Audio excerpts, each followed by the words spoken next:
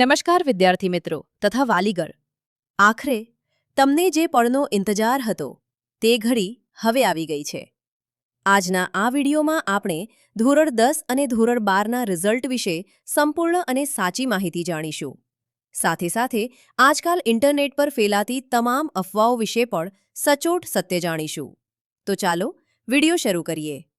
વિદ્યાર્થી મિત્રો, હવે તમે તમારું રિઝલ્ટ ખૂબ જ સરળ રીતે ચેક કરી શકશો। સૌથી પહેલા તમે તમારા મોબાઈલમાં GSEB.org www.gseb.org આ બોર્ડની ઓફિશિયલ વેબસાઇટ ખોલશો। ત્યાં તમે તમારું સીટ નંબર દાખલ કરીને તમારું રિઝલ્ટ જોઈ શકશો। સાથે સાથે હવે નવી સુવિધા મુજબ તમે તમારું નામ નાખીને પણ રિઝલ્ટ ચેક કરી શકશો। અને હા, હવે તમે વોટ્સએપ દ્વારા પણ રિઝલ્ટ મેળવી શકશો। એટલે હવે રિઝલ્ટ ચેક કરવું ખૂબ જ સરળ બની ગયું છે।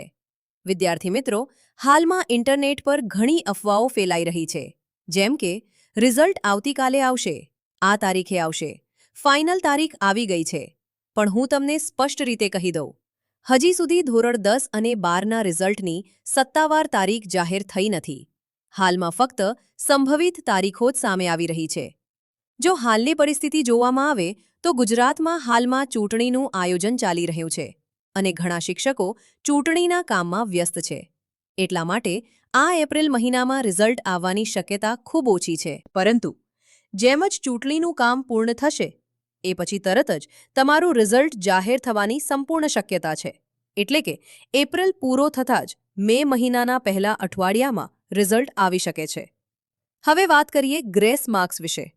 જો કોઈ વિદ્યાર્થીના માર્ક ઓછા હોય અથવા તે ફેલ થવાનો હોય તો સરકાર તરફથી ગ્રેસ માર્ક્સ એટલે કે વધારાના માર્ક આપવામાં આવે છે, જેના કારણે ઘણા વિદ્યાર્થીઓ પાસ થઈ શકે છે।